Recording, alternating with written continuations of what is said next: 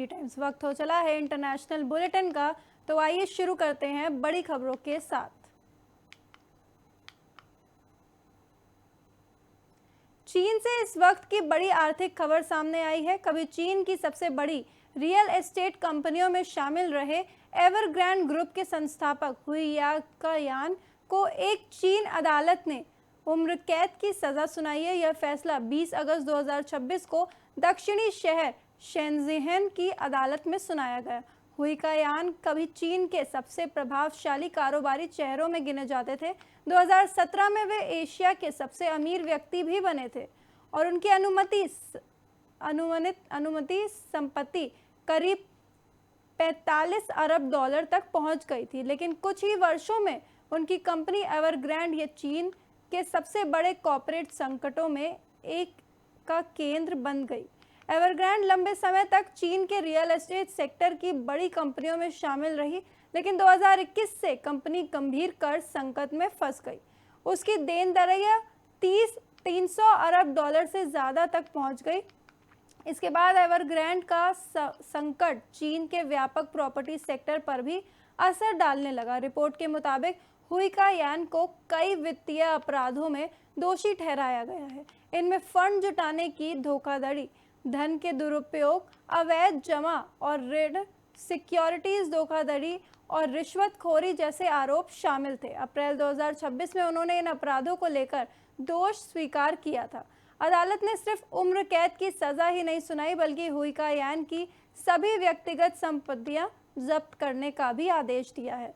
उन्हें जीवन भर के लिए राजनीतिक अधिकारों से भी वंचित किया गया है। कंपनी पर भी भारी आर्थिक जुर्माना लगाया गया है। एवरग्रांड ग्रुप पर लगभग 8.82 अरब युआनों यानी करीब 1.23 अरब डॉलर का जुर्माना लगाया गया है।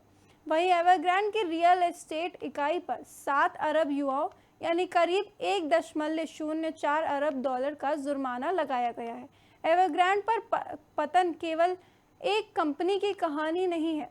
चीन की अर्थव्यवस्था में रियल एस्टेट सेक्टर की बड़ी भूमिका रही है और एवरग्रांड संकट ने इस पूरे क्षेत्र के वित्तीय कमजोरी को उजागर किया है।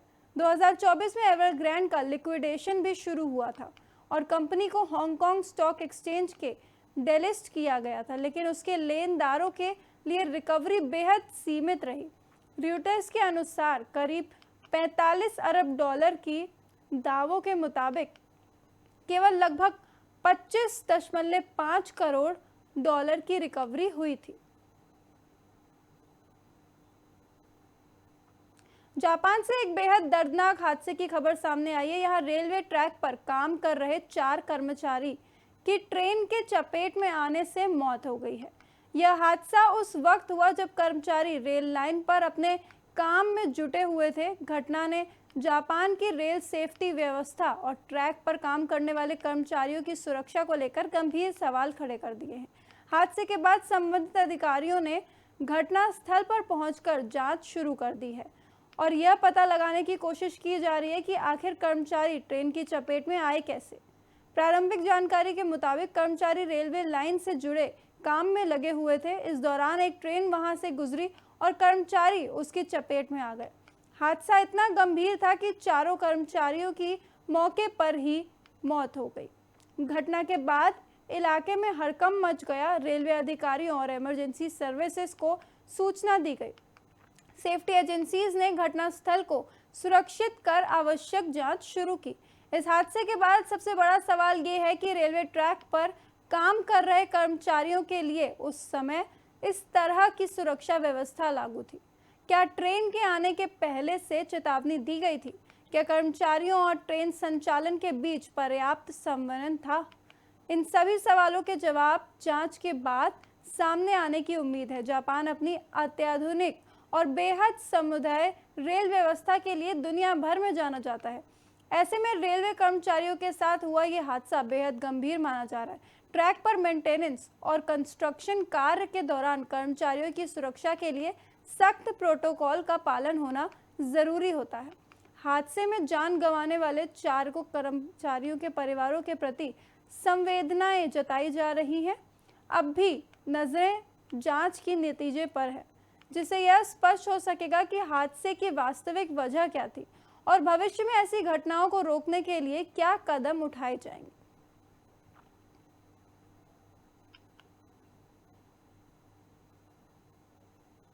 ब्रिटेन की एक रिटायर्ड पुलिस ऑफिसर ने समुद्र में रोइंग का ऐसा रिकॉर्ड बनाया है जिसने दुनिया का ध्यान अपनी ओर खींचा है। डॉन स्मिथ BEM ने महिलाओं के बीच सबसे ज़्यादा ओशन क्रॉसिंग्स और सबसे ज़्यादा कुल दूरी तय करना समुद्र में रोइंग करने का आधिकारिक विश्व रिकॉर्ड अपने नाम किया है। डॉन स्मिथ ने साल 2019 में अपनी पहली ओशियन रोइंग यात्रा को पूरा करने के लिए अपने घर तक बेच दिया था। इसके बाद उन्होंने लगभग हर साल एक ओशियन क्रॉसिंग करने का सिलसिला जारी रखा। अब तक वह समुद्र में 16,815 नॉटिकल माइल्स यानी करीब 31,000 किलोमीटर की दूरी रॉक कर चुकी हैं। सोमवार को ओशियन रोइंग सोसाइटी यानी ORS के आधिकारिक तौर पर पुष्टि की कि डॉन स्मिथ के नाम 7 ओशियन क्रॉसिंग्स और कुल 16,815 नॉटिक माइल्स रॉ करने का विश्व रिकॉर्ड दर्ज हो गया है। उनकी सबसे हालिया यात्रा भी बेहद खास रही। डॉन स्मिथ ने कनाडा के न्यूफाउंडलैंड से अपने कैनेडियन पार्टनर पॉल लोर के साथ करीब 2500 नॉटिकल माइल्स की दूरी तय की थी। दोनों ने नॉर्थ अटलांटिक को वेस्ट से ईस्ट दिशा में पार किया। इस उपलब्धि के साथ दोनों नॉर्थ अटलांटिक को वेस्ट से ईस्ट पार करने वाली पहली मिक्स्ड पेयर भी बन गए हैं। डॉन स्मिथ की उपलब्धियों की सूची यहीं खत्म नहीं होती। वह अटलांटिक ओशियन को दोनों दिशाओं वेस्ट टू ईस्ट और ईस्ट टू वेस्ट में रॉ करने वाली पहली ब्रिटिश वुमेन भी बन चुकी हैं। इस यात्रा का अंतिम पड़ाव उनके लिए भावात्मक भी है।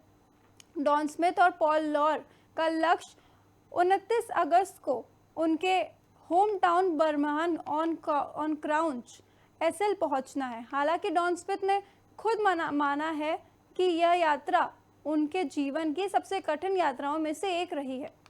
उन्होंने कहा कि यह उनके द्वारा की गई सबसे मुश्किल ओशियन रॉ थी और जिंदगी में किया गया सबसे कठिन काम भी। समुद्र में हजारों किलोमीटर की दूरी तय करना केवल शारीरिक ताकत का काम नहीं है, इसके लिए मानसिक मजबूती, धैर्य, अनुशासन और लगातार बदलते मौसम की परिस्थितियों से मुकाबला करने की क्षमता भी जरूरी होती है। 2019 में अपने पहले अभियान के लिए घर बेचने से लेकर आज विश्व रिकॉर्ड बनाने तक डॉन स्मिथ की कहानी बताती है कि किसी लक्ष्य के प्रति जुनून और लगातार प्रयास इंसान को असाधारण उपलब्धियों तक पहुंचा सकता है।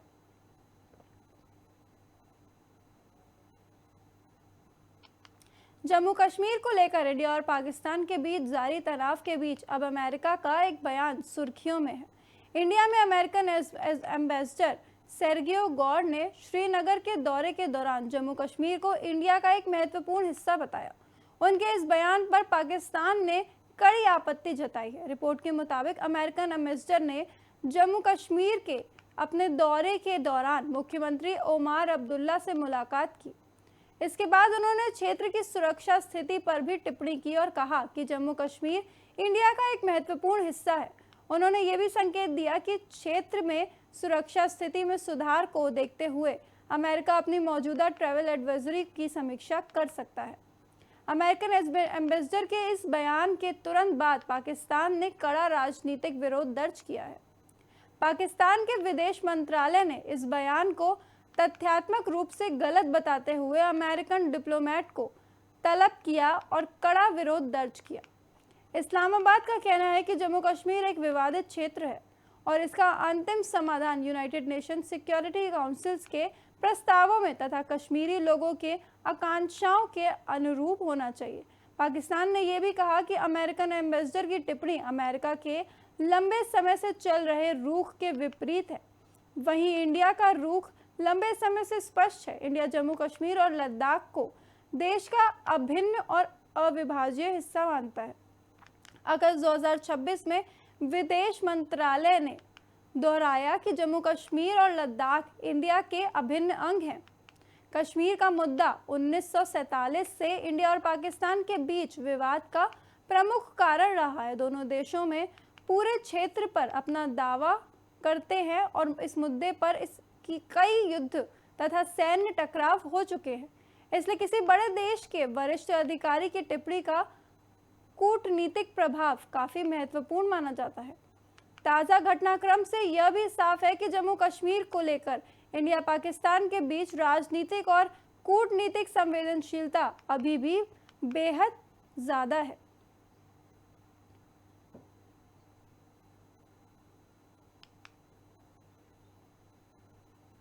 रशिया यूक्रेन युद्ध के बीच बीबीसी की एक रिपोर्ट में उन सैनिकों की कहानी सामने आई है जो यूक्रेन में पैदा हुए थे लेकिन रशिया की ओर से युद्ध लड़ते हुए पकड़े गए।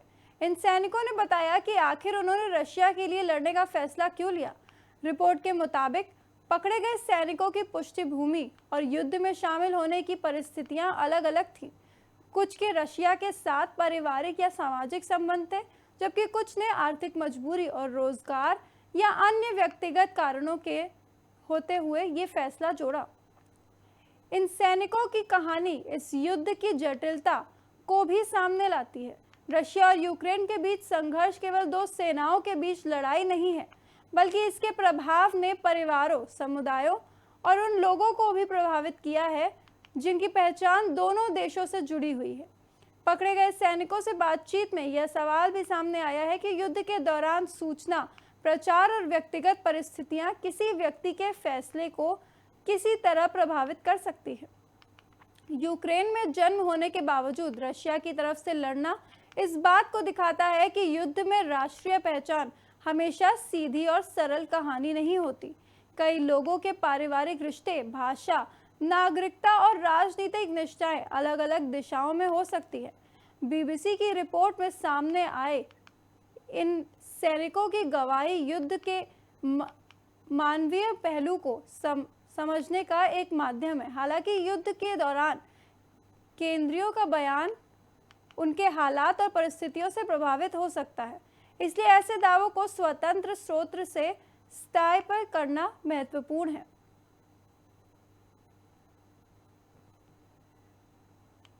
अमेरिका से जुड़ी इस वक्त की बड़ी खबर, आर्थिक खबर सामने आ रही है। दुनिया की सबसे बड़ी अर्थव्यवस्था का राष्ट्रीय कर्ज पहली बार $40 ट्रिलियन के पार पहुंच गया है। अमेरिकी ट्रेजरी के आंकड़ों के मुताबिक यह आंकड़ा 19 अगस्त 2026 को इस ऐतिहासिक स्तर पर पहुंचा।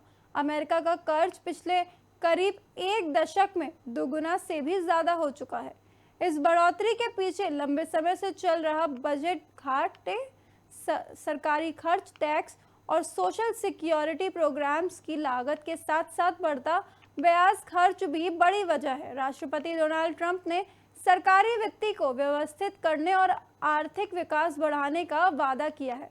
उनकी सरकार ने टैक्स कटौती और खर्चों में बदलाव जैसे कदम उठाए हैं, लेकिन आलोचकों का कहना है कि मौजूदा नीतियां कर्ज के बोझ को कम करने की बजाय घाटे को बढ़ा सकती है।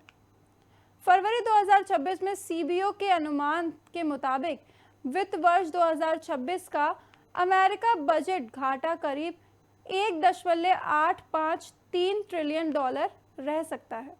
इस बढ़ते कर्ज का एक बड़ा असर ब्याज भुगतान पर पड़ सकता है। अमेरिकी ट्रेजरी बॉन्ड पर लंबी अवधि की ब्याज दरें भी ऊंची बनी हुई हैं, जिससे सरकार के लिए नए कर्ज की लागत बढ़ सकती है। अमेरिकी ट्रेजर खुद मानता है कि लगातार बढ़ता कर्ज भविष्य में ब्याज दरों, आर्थिक विकास और वित्तीय स्थायित्व को दबाव में डाल सकता है।